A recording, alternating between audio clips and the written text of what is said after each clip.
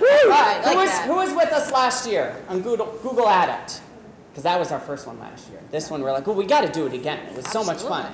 So our goal is to showcase lots of tips and tricks that you may not be aware of with Google products, right? Google has tons of products out there. I will say we are assuming, there isn't a small little assumption here, that you've used some of their products before. We are not saying to make a new document, you do file, new document, you title. So if you're one of those users, feel free to get up, because we're going to go fast-paced and showing. So you kind of used Google before. We're going to show you how you can take things to the next level. So we do want to make sure we mention that right away. Yeah, so like I said, 15 different tools. Here we go. We are going to go quick. By the way, I'm Craig Shield. For those who've not met me, this is Carrie Lunn. We are counterparts at Bedford High School, and we just love, breathe Google. And we just like to share our passion with others. So here we go. You're all interested in the surprise. Topic number one is the first one. Wouldn't you know? That's what we're showing. What's the surprise? Here we go. $1 million. All right. Don't we wish? How many of you have used AutoDraw? Google AutoDraw. If you've never used this, I think you're going to like it. So everybody watch what happens. When I'm in AutoDraw, I'm going to start drawing, I don't know, maybe I'm going to start drawing a baseball, right? So as I start drawing, what do you notice happens as I'm drawing? Up here, icons start popping up. Oh, are you drawing a baseball? Done. Woo! All right. It's pictures. So maybe I want to draw a bat. Now I can't draw that. Oh, that's inappropriate. Done. Right? Inappropriate. Man, I'm fired. I gotta start drawing. Woo! Okay, but I did. Now here's yes, thank you. What didn't come up with other options as I was drawing that. Now, here's the great thing. Students can take screenshots, now put this in a Google slide presentation. So instead of getting those photos that are not free to use, students can actually create their own photos even though they're not artistic. Now here's another thing I want to mention while we're here. I'm actually going to get rid of it. So I read this somewhere, and I don't remember who shared this, so I apologize to the original idea. I'm going to go through and just make some random screenshots of this same baseball as if it was just hit, right? Everybody with me here? Did you see what he did, though? He kept moving the ball, right? Kept moving the ball. Taking a screenshot. What do you think I'm doing? I'm going to make my own GIF or my own animation. So how do you do that? Well, there is Google Photos. Don't know if you're aware of Google Photos. So right here, I'm going to say upload. I'm going to upload my 3 screenshots that I just took. Say upload. So right now it's uploading to my library. Once that's done, you'll notice that I've already done this with a with a basketball. Let's see if this will actually, so I'll just say, okay. So now here are my 3 separate images. Click, click, click. Not intuitive. See this little add? Add an animation. Boom, it's going to make the GIF file for me. So now what am I going to do? I'm going to now go to a Google slide presentation. And this is new. Carrie found this out not too long ago. Google now actually integrated, when you go into insert image, you can now insert your own Google Photos. So now insert image, photos, and I'm going to now see my GIF file that Google just made for me, and I'm going to drop it in. Now I have an animated slide. Boom.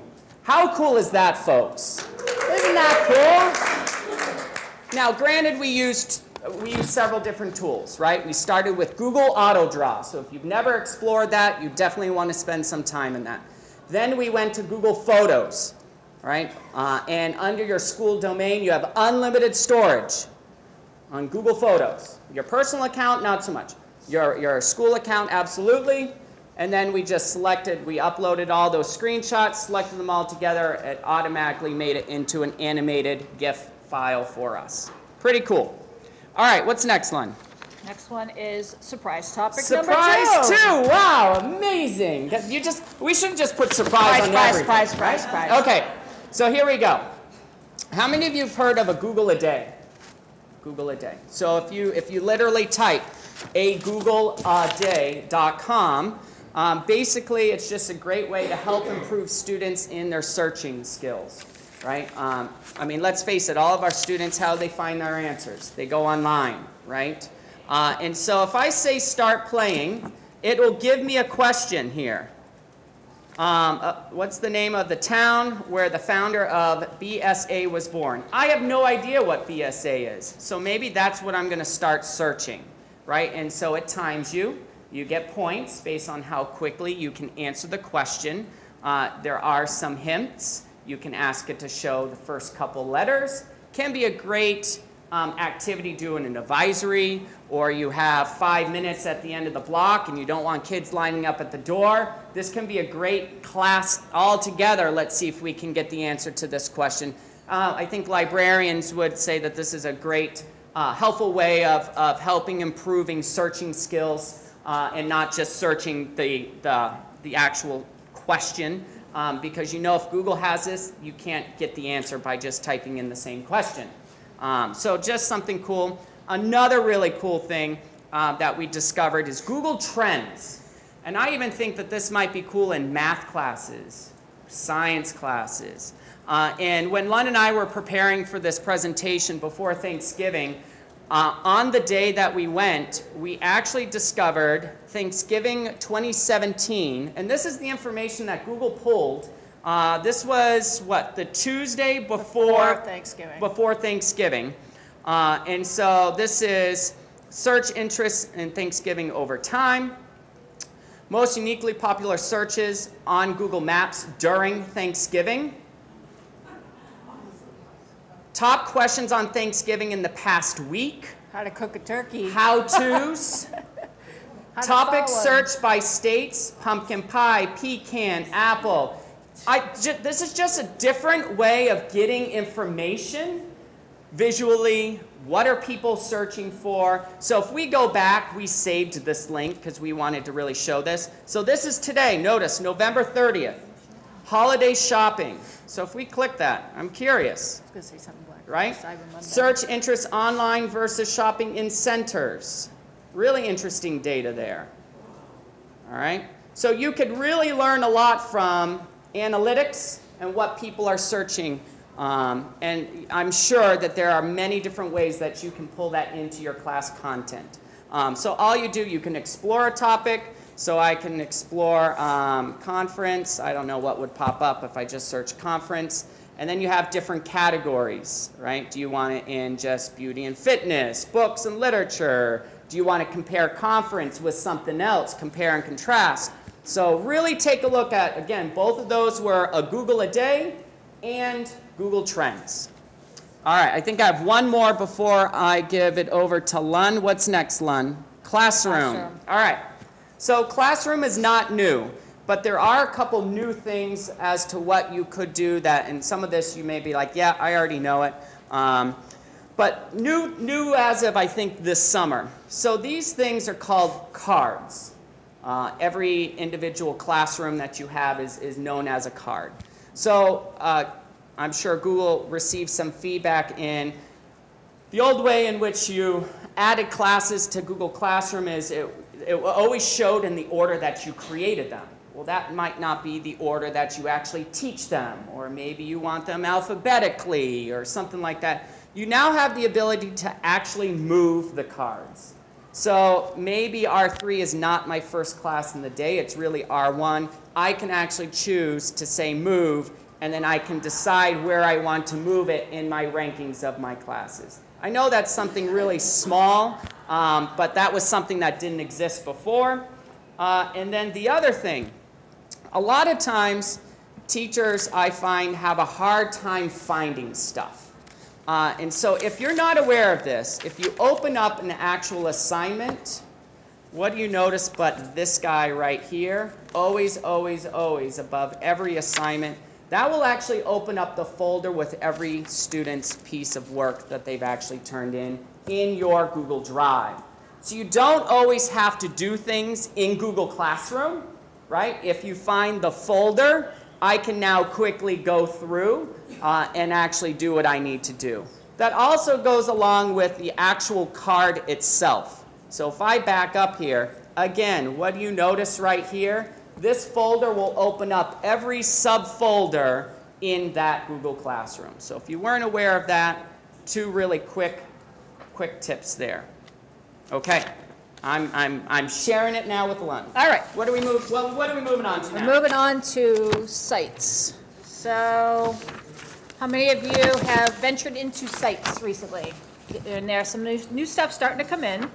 So, where am I, Craig? So undo that, yeah. So we are, just so you know, as Lund and I bounce back and forth, we do have to go into different browsers because the things that we want to show are things that we're already logged in. So, all right, so I just have my dummy site here. So I think the first thing, linking, unfortunately, they don't let us embed with HTML yet, but there are some things that you can embed. So I'm just going to show you real quick. So you can, actually, let's do this first. You can create now subpages underneath your headers. It's set up to 5, but I got 7 on here. Oh. So I don't know what the limit is, but I've gotten up to 7 on there. So on here, I can link to other sites with just links, or I can embed, I think on this page, I embedded a Spark. So certain apps will embed nice and cleanly, all right? So this is an embedded Spark on a Google site. Okay? Did you happen to do that today? No, Oh, okay. No, I did All not. right, okay. And then if you go into, let me just open it up. I'm just going to show you how to do that and how easy it is. So, whoops. There we go. Where's my edit button? See, that's the problem. I am in Safari, and you can't edit in Safari. So hold on just a moment. You have Firefox. Oh. Did you know that? I did by the not know way, you that. have to use Chrome or Firefox to edit a new Google slide. You cannot use Safari. Good to So know. let me Did log not in. know that. Hashtag why you always use Chrome. But because we're doing this presentation, We normally have 2, but it was very Yeah. clunky. So let me just I log did. in here. I learned something new. I did not know that. No. So actually, we wanted to we did that on purpose, Lund, Yes. so that you all We wanted you knew. to know that Yes. that was a limitation. Okay. I changed my password. Can you tell I'm having a That's hard fine. time? No worries. No worries. All done. We got time. We got time. So anyways, in order to embed Twitter links and things like that, I'll start talking while I'm loading in here. But there's really no easy way. But on our slideshow that we are going to share with you later, we'll share some links with 2 different ways in order to embed Twitter. It's very cumbersome. It's not very clean.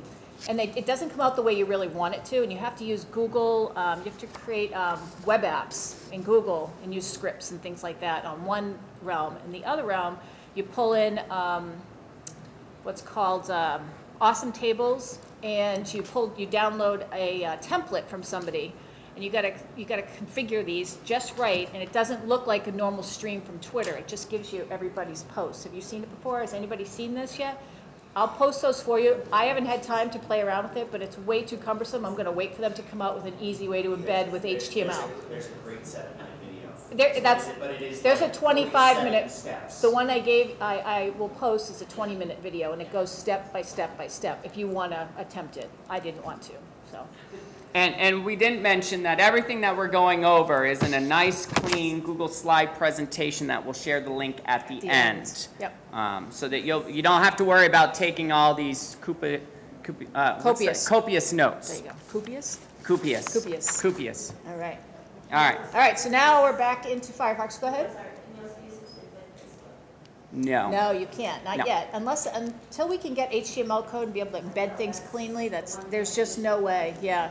But Spark does embed quite nicely. Yeah, it does. So- When are they going to make us use the new Google? They said they would actually tell us, and I think they would give us a year to try. I do think it's coming up, Right. but we To haven't move all our heard. content, Yeah, right.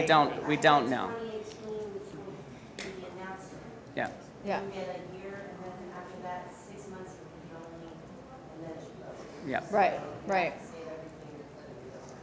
So what you can do is you can create all kinds of multiple pages on the side now, right? And it's nice because you can just click and drag them. So if I wanted to click this, I can just drag it out, or maybe I can't.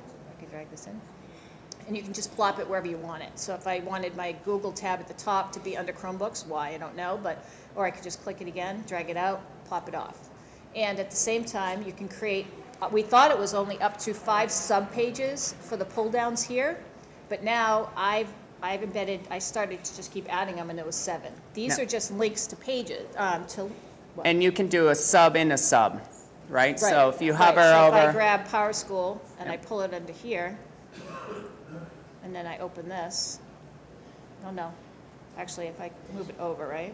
No, you cannot. Okay, but you can you can create a sub page from there. From there. Yeah, So yeah. you could do this, test, whoops. And now I have one under here. Okay. So you didn't now used to if be I- able to do that. Right, so now if I come to sites, I come here, I can then go to here. It'll just kind of switch it up. So you can kind of nest them going down. I They're think saying that, up to 5. I think up to 5, yeah. All right. Obvious. Sub to sub to sub to sub. page. Yeah. Yeah. Whereas before it was only one sub page level until very recently. Yeah.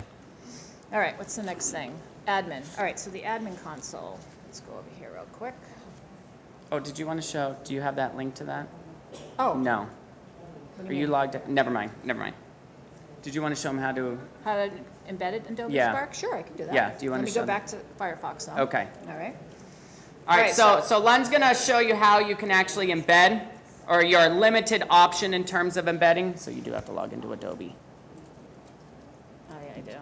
So as Len logs into Adobe, notice that this works very nicely with Adobe Spark. If you've not used Adobe Spark, it's definitely a tool you need to take a look at. It has nothing to do with Google. It's a great product. But what we've noticed that its tool will work very nicely inside of a Google site, in that you're not clicking a button to open, you're actually able to view it while you're on the site. And we tried other websites, Twitter, we tried other products, and it was like a hit or miss. But for some reason, the way Adobe Spark is designed, it actually It actually works. it actually Oh, worked. that's something I wanted to do. Oh, yeah.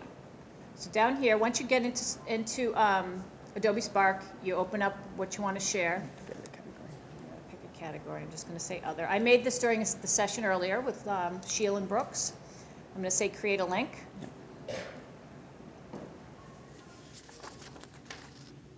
And they have something called a dynamic. It's And, dynamic, and what was the other one? Page or something like that? Yeah, something or- like that. Hold on, it's thinking.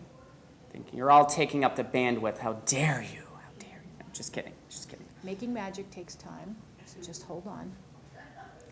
Hashtag 2017 issues. It's not going fast enough, folks. We had to wait 30 seconds. Come on, come on. Come on. I know. And we wait. And we Hang on. maybe go here. Oh, There there we we go. go. So copy that link. So I'm going to copy the link here. And I'm going to go back to my, where am I? There we go. So I'm going to embed it. Now, most of the time when you put in a URL, it just gives you a nice little line, a link that you can link out of, right? So I'm going to click here. You're going to get 2 windows, preview and whole page was it. Yeah. So you can do the preview, but if you want it to actually scroll on your page and be more dynamic, you're going to select the whole page, and you're going to say insert. But depending on what link you grab, sometimes you will not see both options. Sometimes you will only see the page option that forces you to open in another link. Right. So now if I hit preview, and I'm on my page, and I come down here, just scroll down. Now this will actually play, or it will scroll. If it was one of those a page Adobe Spark, it would scroll. But if I wanted to just play it, it'll actually play on the page. I was just playing with pictures I had on my, so kind of cool. All right, so admin console's All right, next. Admin console. All right, so let's get out of there. All right, admin console. So we are going to show you, all right, so what just came out beginning of November in the admin console, you can now go to users, You have 20 days to undelete a user's account. You never used to be able to do that, all right? So you can go to Users, go to Filters up here, and you're going to select Recently Deleted Users. This has come in very handy. In the past, it was only a couple days if you could catch it in time, all right? And so now you can select the person. If they do not show on here, it's because they're over the 20 days. But now at least you have 20 days. Somebody can come to you and say, deleted my account, or we deleted their account, or whatever happened. We can recover their data rather than calling Google. So you click here, you come up to the arrow button, you undelete the user, and then it'll give you an option. I don't want to do that, but it'll actually give you an option to put them in the correct organizational unit after that. All right. And what's the other one? Oh, so those of you fighting with Google Cloud Printing, how many have so many issues from Chromebooks and Google Cloud Print and all that stuff? It's just awful, right? You can't print a PDF, you can't print landscape, you can't print from web pages cleanly. It's just awful. Well, Google came out with native Chrome printing. So if you go into device management, it is a user option, not a device option. So you go into device management, click on Chrome management on the side, and the user settings tab right here, you click on that.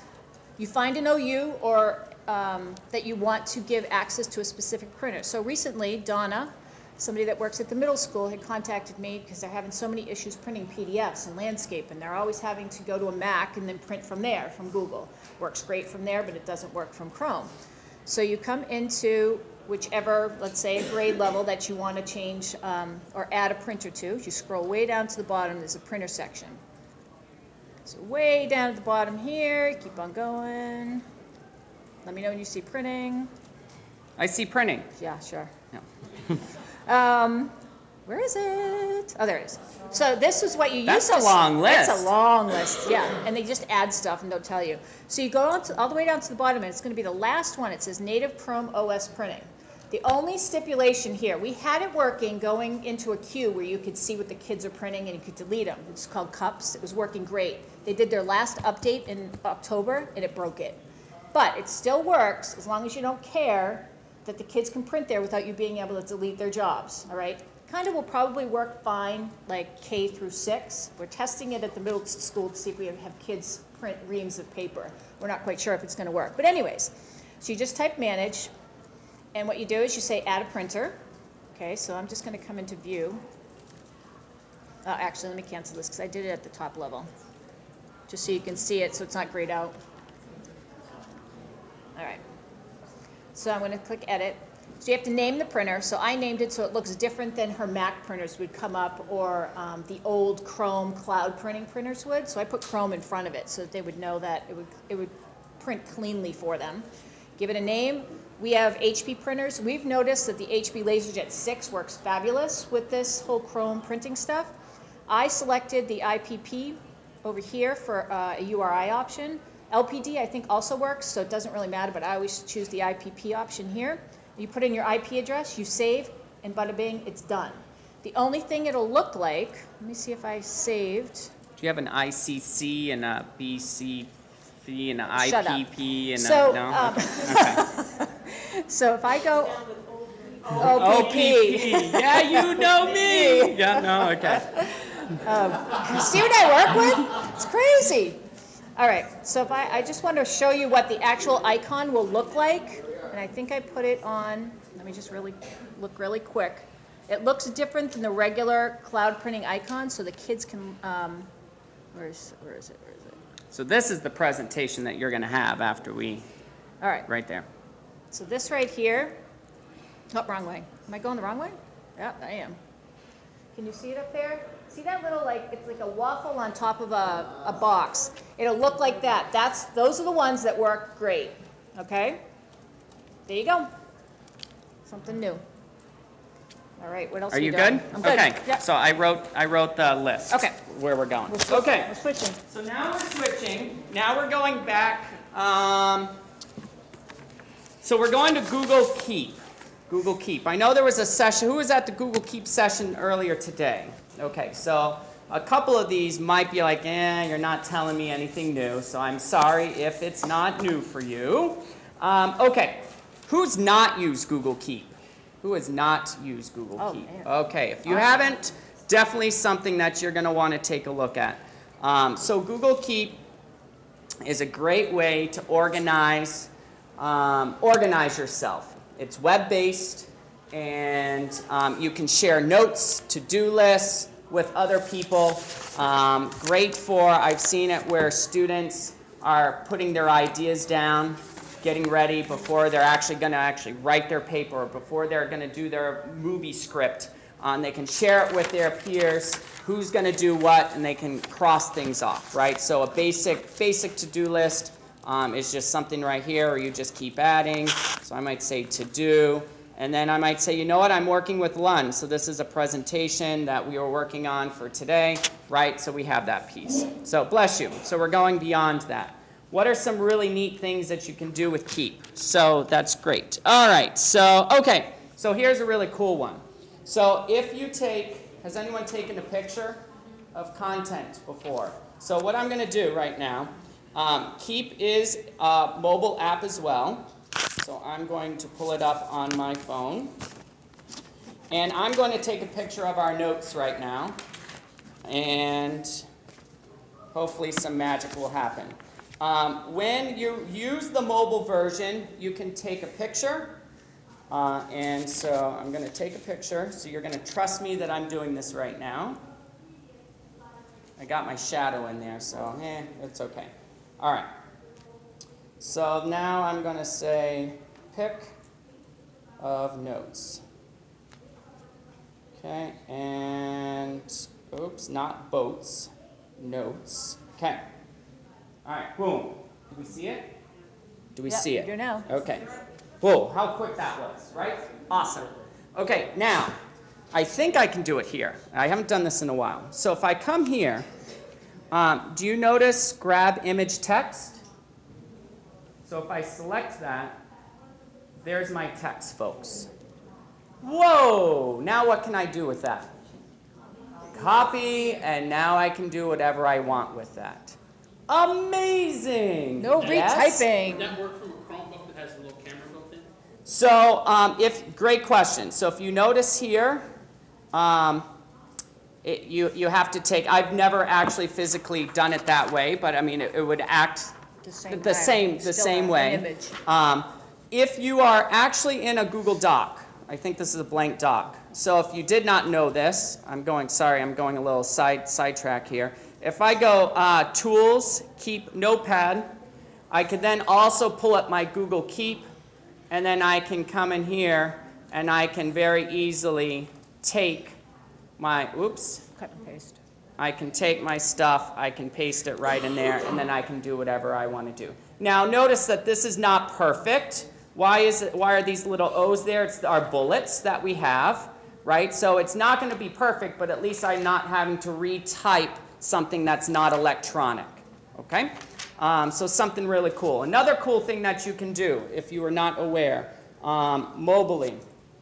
So I can say, and this only works on mobile, tell Lund that she has to actually do the next thing when I'm done. Maybe, I don't know. I'm just speaking right now. So now it grabbed my voice. And if I go ahead and click that, boom, there we go. Right, so it actually converted my speaking into text. And I, in fact, can also hit the play button. Tell Lund that she has to, and I have a little recording there as well. Okay. Now I can also share this. So any little sticky that you have in Keep can then be shared. So it's even a like you're walking down the halls. Oh, you send it to your Keep, and then you have access to it later. So two really good things mobily. Also, okay, so Keep started, it is, if you didn't know, it is an official G Suite app. And what we mean by that, Google Drive, Google Docs, Mail, Calendar. So it is now officially part of the family, and it started its integration in Google Docs. But now when you're actually in a Google slide presentation, so if I do we'll just do new slide here, and I go to the same tools menu, you now will also see the Keep Notepad, and then that can come up, and then again we can come over here and we can decide what we want to pull in, what we don't want to pull in, etc. All right, so really great way of doing things. I've also seen peers will actually make their stickies very graphical, so that, you know, if you always have this to-do list, actually make it engaging. You know. Doesn't make you do it anymore. Oh, it doesn't make you do it anymore? No, okay. Man. Looks nice. It does look nice. So if you want some sort of little banner on the top, you go ahead and click on the image icon, pull in your little image. So maybe we'll do this one right here. I think that's the baseball, not with my inappropriate picture that Exactly. was above, so you know, whatever. So I could call this to do. I'll hit done. And so now that's the banner and then anything else under that, right? So you're able to have little headers there. Did I cover everything on Keep? Yep, we did. Everything on Keep. How are we doing on time? Half hour. All right. I think we can slow down a little bit because All right. I think we're good. I right. think we're good. All right. Slides. Slides. Nice transition. Nice transition. What the heck am I doing in slides? I'm looking. Great Hold on. question. Okay. Oh, yes. Yes. Okay. So in slides, how many have a Bitmoji? Who has Bit? Yeah. Don't we all love Bitmojis? Have you been using it in your content with students? No, you should. All right. So what do I mean by that? So if you notice our slide right here, we have in fact, Bitmojis that we created. So when Bitmoji started, it started as an app on your phone, right? So it's a free app, you download, you make your own avatar character, if you will. And so I don't know when this happened, maybe over a year ago, they made a Chrome extension.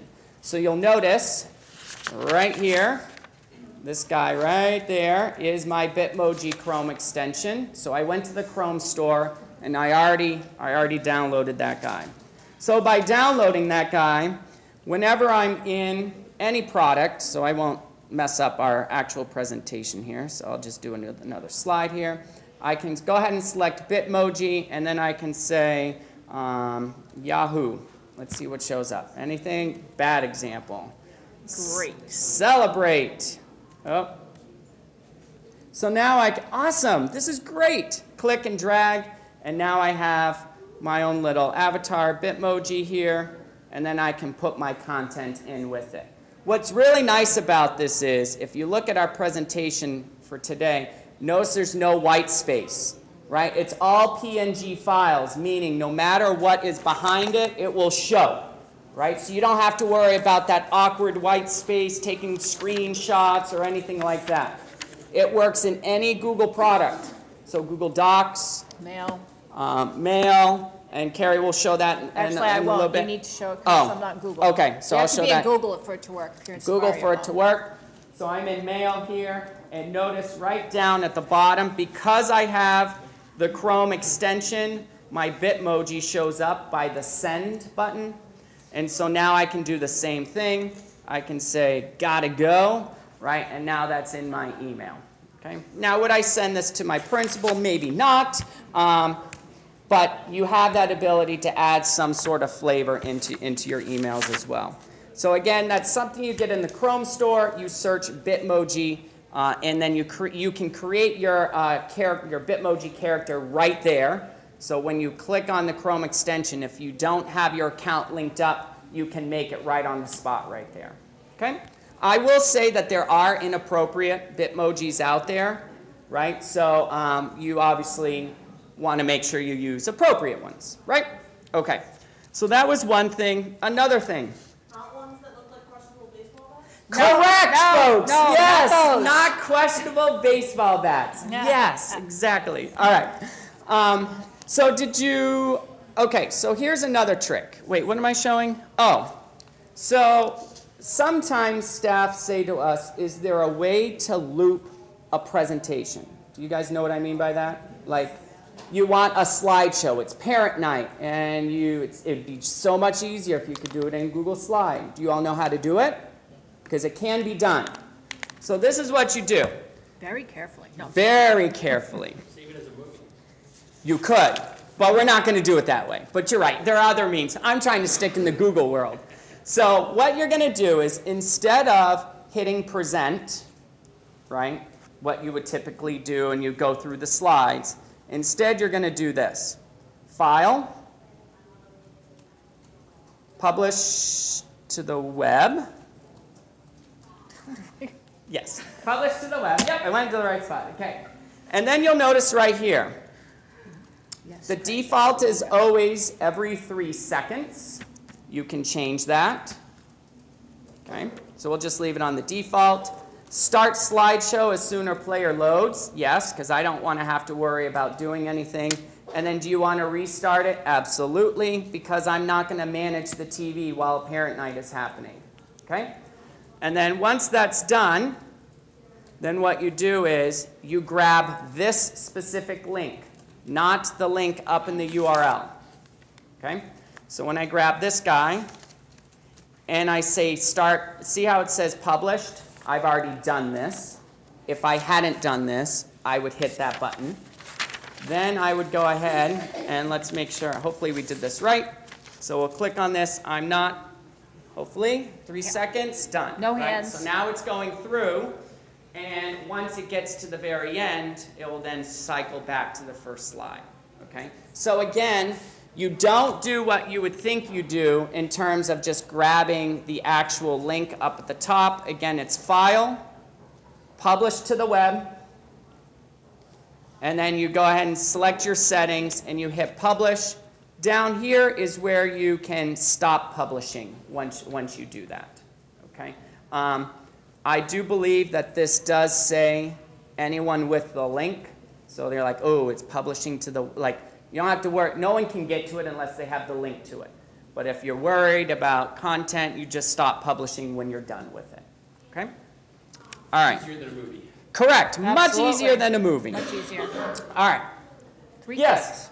Do you have to republish it every time you change it, or is it automatic? No, it's that link. As long as you have this specific link, you can change it as much as you want, but that's the link that you need. If you change this, though, I think if you change the seconds here, you do have to grab the link again. Because Yes. it's all embedded in there, how long the... On the very, very ending, right here, this delay, like this jargon here tells the 10 seconds thing. And if you were to unclick any of those, same concept. You know, it'll read you the link, right. Yeah, but Yep. not the content. Yep. Yep. Good question. All right, the last thing, I saw this, anyone know Alice Keeler? Alice Keeler. Alice Keeler puts out some really great stuff, help people be efficient in terms of time. So we have a folder, and we have a folder of pictures. There is a Chrome extension called Drive Slides. And what this does is, as long as you have any folder, and you have pictures in that folder, it will automatically make one Google slide presentation with each picture on its own slide. So think about this. You have a Google Classroom assignment, and you tell students, take a picture on your Chromebook of your work, or take a picture that shows a right angle, whatever it is. All of those separate images go in one folder in Google Classroom, right, in your drive. So you don't, we pre-created this, but imagine all of you took your own pictures and turned in an assignment. We'd see 30 different images listed here. If I now click the Drive Slides, what's the icon? Hold up. It is, yeah, it is an extension. It's called Drive Slides, and it's made by Matt Miller and Alice Keeler. Drive Slides. Do you see it? I don't see it up there. Here it is. Okay. When I click it, it will automatically do its magic. Fingers crossed. It will automatically open up for us, and it now will put all 3 images on 3 separate slides. So then what you could do is you could then share this with your class, and now you have a collaborative space within 3 seconds curating everybody's piece of work. Kind of cool? Kind of cool. Yes? It has to be a JPEG. It has to be a PNG. Cannot be a Google Doc. Cannot be a Google Slide. These are images, okay? But as long as you're in your drive and you're already in the folder where all of those images live. So all I did was just make 3 screenshots, put them in one folder just to demonstrate this. Doesn't have to be a classroom assignment, but it'll automatically put it all together for you. You could take a screenshot or, download it as a J. Absolutely. There's your workaround, right? There's your workaround. So you do that over the summer. Do you do like a faculty slideshow presentation? You have a Google form. You have staff upload a picture. It's all in one folder. Drive slides. Makes it in a Google slide presentation. You hit play. There's your slide presentation. Done. Easy peasy. Right? Done. Done. All right. Lun's up. All right. Cool stuff, folks? Good stuff? All right.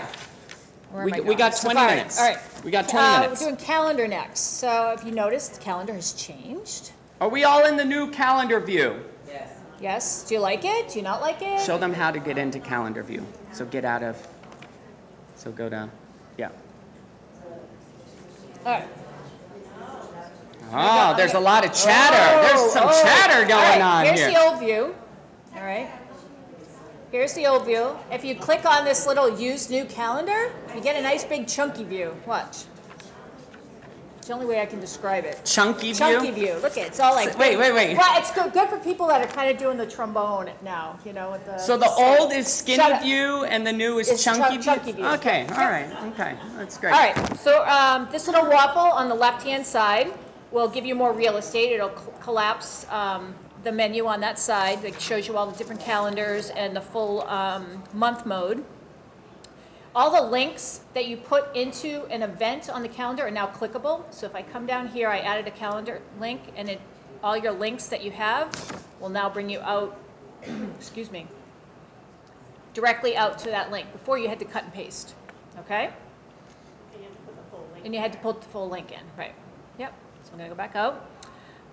What's the other one? You got time, you got time. So if I go to, and I create an event, Maybe you'll do notice if you have certain keywords in your event name, Google will automatically put a picture on it. So golf, we noticed had it.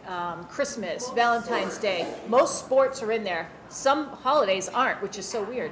Yep. Make one just so they can see Yep, it. so I'm gonna make a event. I'm gonna say Christmas. Lunch duty? They have that? Okay. Oh, is that one? Lunch duty. Who has lunch duty in here? Yeah. Oh, okay. man. All right, so I just put it in. Terrible. So now if you click on it, you have a little. That's how all cafeterias look, right? Yeah. Definitely. If you just put lunch, I think you get the same picture, but Yeah. Okay. it does make you feel a little bit better about having to spend 45 minutes. There you go. There you go. So that's kind of neat. You can trash your event right from here. If you have an event that you are sharing with somebody else, or they're on there as a, let's see, is it PTC? Which one is it? Right, I think it's this one. Yeah. So Sheila and I are on this calendar event.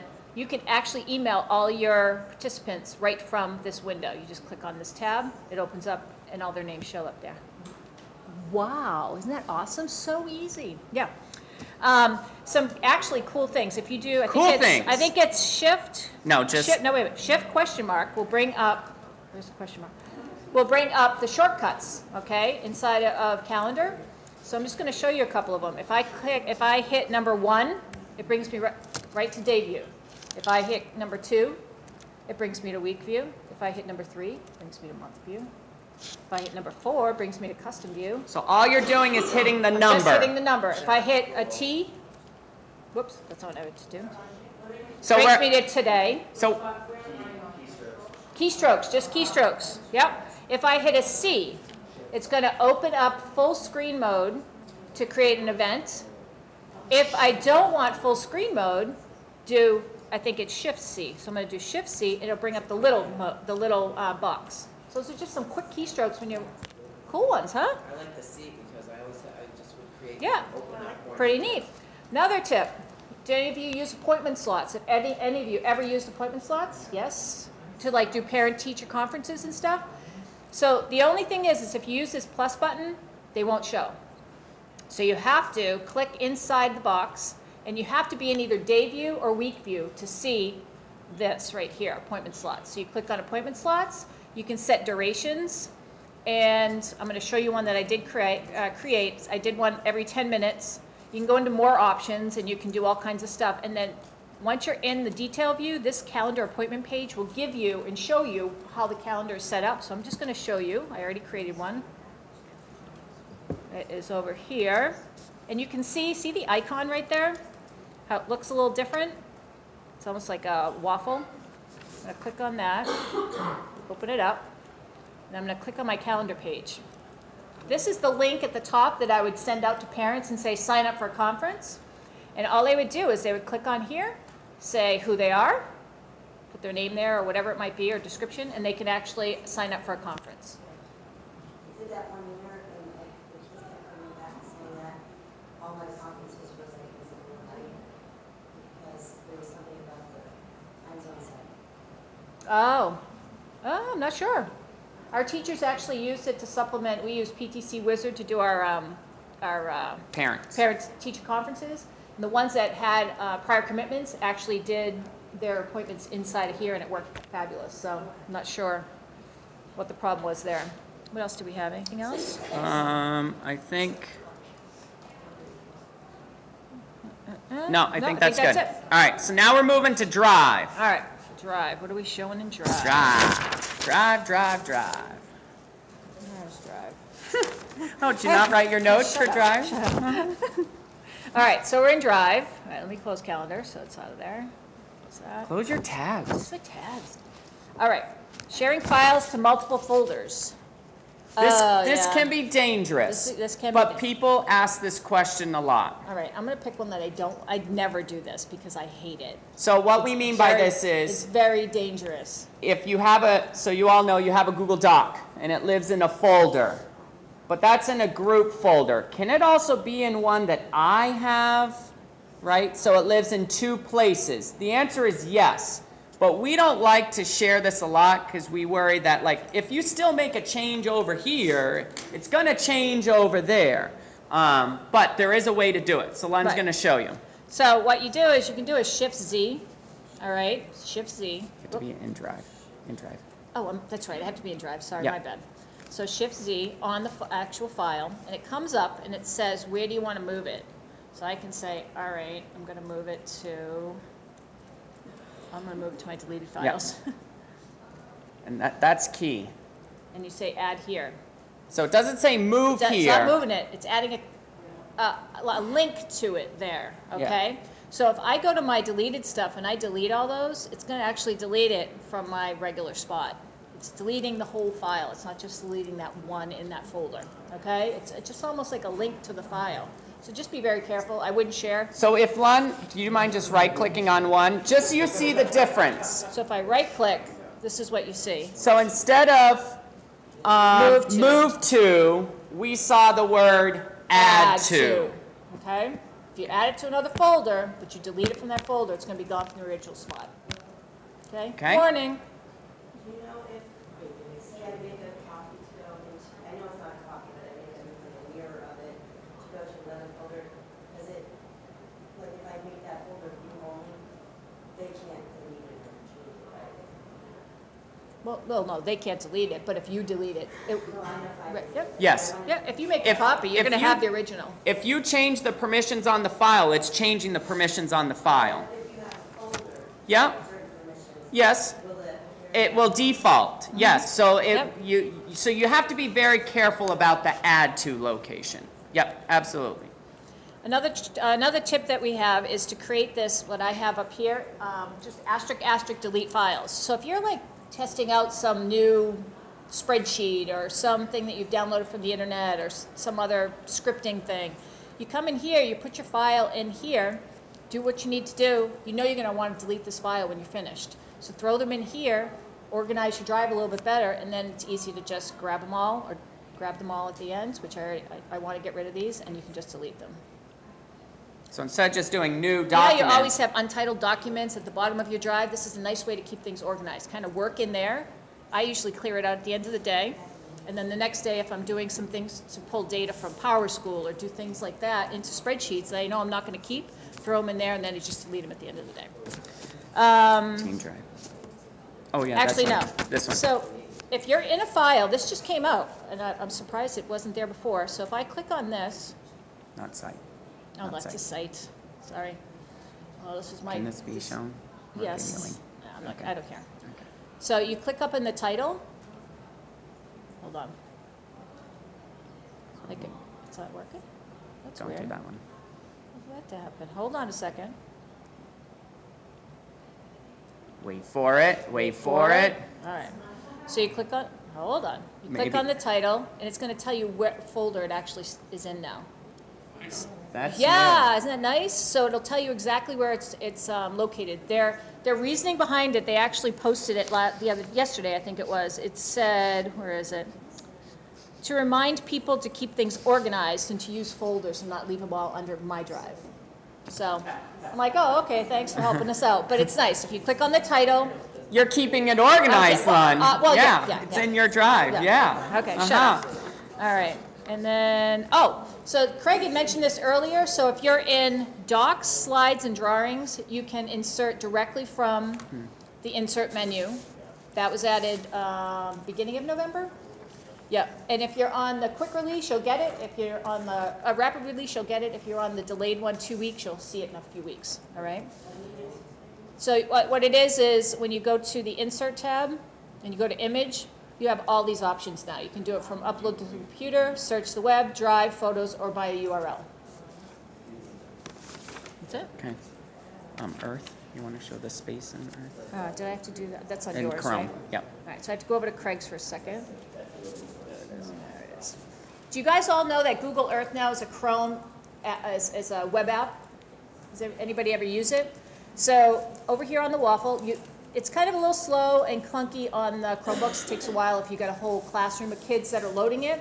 But if you do load it up, this you can do searches. But this Voyager thing is really cool. So if you want to, you don't have to download the DMG or the EXE and load it on machines anymore. You can just do it right from the web browser. You have to do it from Chrome. And they have all different little, editor's picks, travel, nature, culture, history, and education. And you can they have like pre-print journeys. That's kind of cool. So you go into them. It'll bring you to the spot where it is. You can start exploring. And then all the pre-print locations are in there. There's some for books, and it shows their travel through books. It could be a specific location, Greece, whatever it might be. So this is another neat thing to kind of go in and check out. If you use KML files and create your own journeys, they will show in here as well. Yeah, what's up? I was just curious what you're doing about the age restriction. Turn that feature on. We actually had a request to turn it on. Yeah. When I went to turn it on, it says that you have to, basically any students that are under 18, that you have to grant consent to use this. Yeah, yeah, we have. It's a great question, and our tech director has looked into that. We don't know we're not part of her decision making on that. And yeah, so you are correct in that. And what was just stated is there's a statement that says if students are under 18, they need parent permission to use Google Earth. And I think part of that is because the photos that show up in Google Earth can be anybody's photos in the world. Right. So I don't know if the initial consent at the beginning of the year from parents what is under that. So I've not been part of our director's conversation. I don't know if Google Earth is opened all the way down at the lower levels. I can only speak at the high school that it is open up at the high school. So, but that is a valid question. I know Terry does a collapse agreement at the beginning of the year, which we've adopted in our district too, and it covers the whole G Suite, so we get parent authorization on the entire Google Apps suite. Yeah. I don't know if we say Google Earth. Sure. I think in our district, we only have it open for the high school at the moment. Yeah. Yeah, you may as well. Yeah. Yeah. Oh, you're going? All right.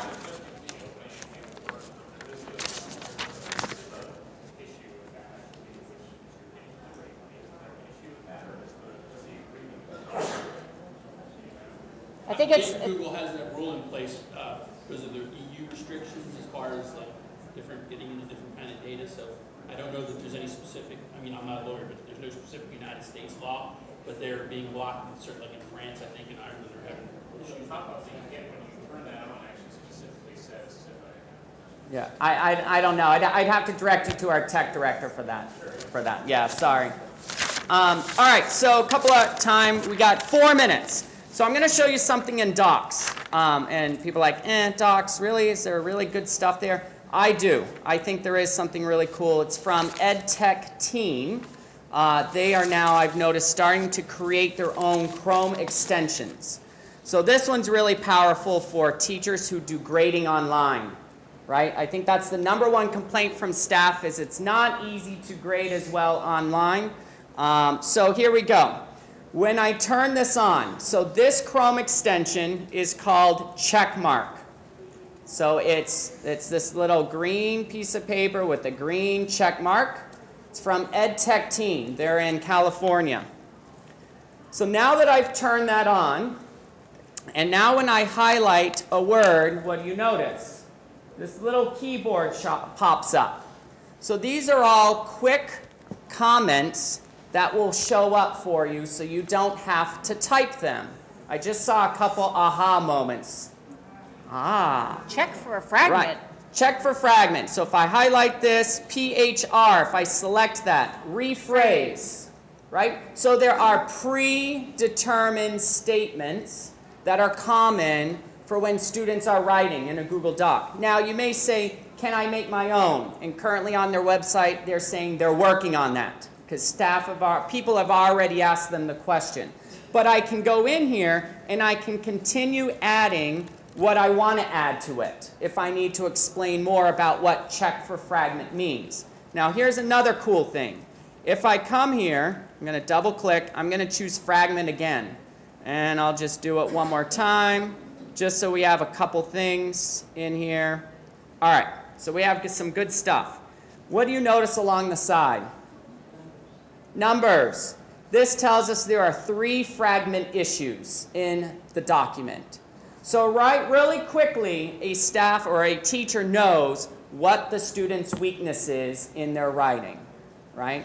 Do they need to rephrase a lot? There's 10 rephrases, comments from me. Wow, that's what we need to work on with this student. I think that's very powerful, right? So very quickly, just by selecting, double-clicking, this will pop up. So you would have to go through all of them to see what they all mean, right? Because those are all predetermined.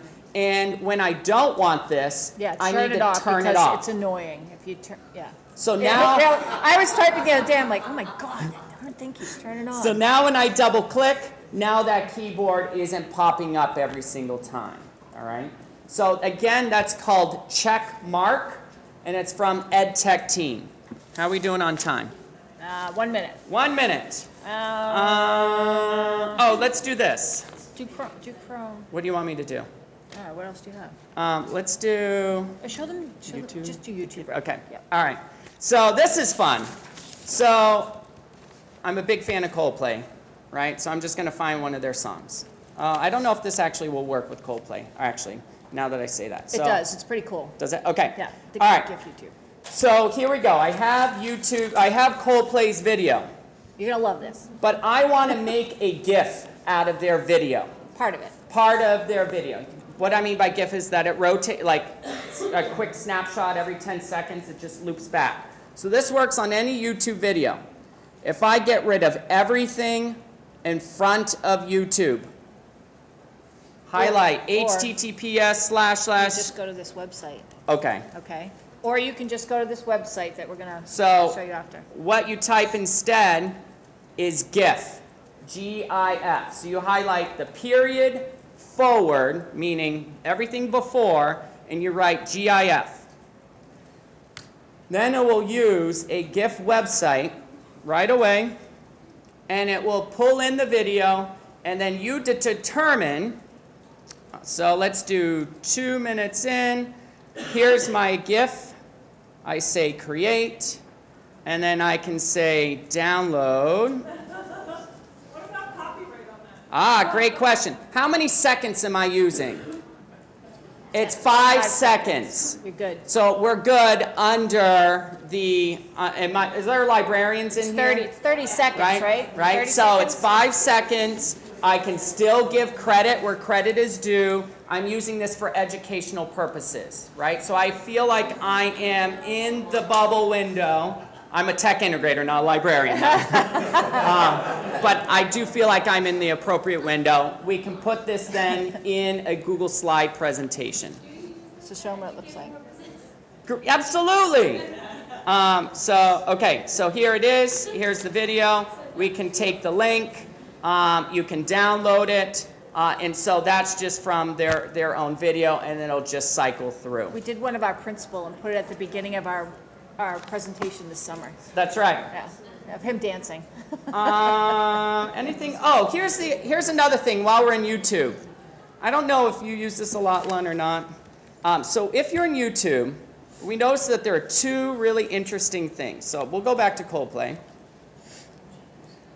And I'll just go to this video. Okay, here's the default, right? This is always the default, correct? This shows up on the side, all this stuff down here. Everyone with me? So when you hover over, if you actually select theater mode, it will pull all the recommended videos below. So it stops kind of that like busyness. And everything moving on the side. Right? Yeah. So now if I do another search, and I'll just say Google Classroom, now that's the, and I select this one, sure. Again, theater mode, and I can still come here and go full screen, but I don't have that junk along the side, recommended videos. So how did I do that again? This right here, this guy, when you hover over a video, that's always whatever default you have it on. So this currently is not theater mode. I'm going to move it to theater mode.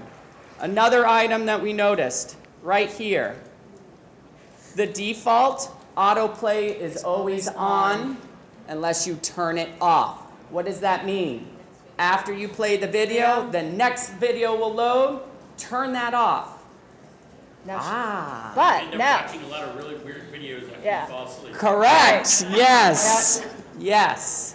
and show them the embed thing. So if you're embedding a video, Oh, right. all right, so if you're embedding a video, you want to make sure that's turned off as well. So if it's embedded in a presentation or something like that, when you grab the URL, if it's turned on, it's going to, the next video after that is going to play. If it's turned off, it's going to stop where it is. It's not going to, Turn it off. and Yeah. because it's going to be in that URL. Okay. So under share, under the embed. I haven't been, no. I haven't been no, using it. No. I don't think it works anymore. I Yeah. don't think it works anymore. Okay. I guess we're over on time. All right, we're done. Hope you had fun, folks. Oh, presentation. Oh, yeah. Ah, sorry, you don't get the link. All right, presentation link. Here we go. Oh, here's another thing. Let's mention this. This is important. Ready? See this right here? See where it says edit? See this? Edit? If you turn this to present and you grab that link, it'll always force your presentation to go full screen. So again, what did we do? We took the link.